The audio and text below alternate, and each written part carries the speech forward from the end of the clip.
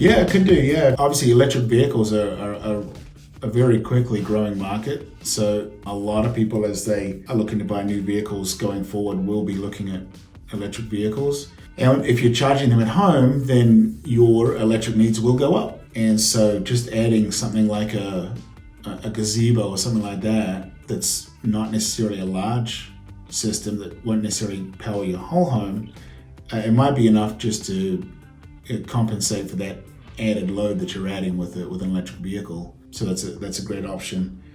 And how much energy, a lot of people ask too, how much energy does a electric vehicle need? And that comes down to mileage. It also depends on the vehicle. So smaller electric vehicles like a Nissan Leaf or Chevy Volt, that kind of thing, they will get a lot more, that needs a lot less energy to go a lot of miles versus a larger vehicle like a Rivian or a Model S Tesla or something like that. You'll need more energy to get to the same miles. So it kind of depends on the car and how many miles you drive and that kind of thing as to how much solar you would need to add to power the vehicle.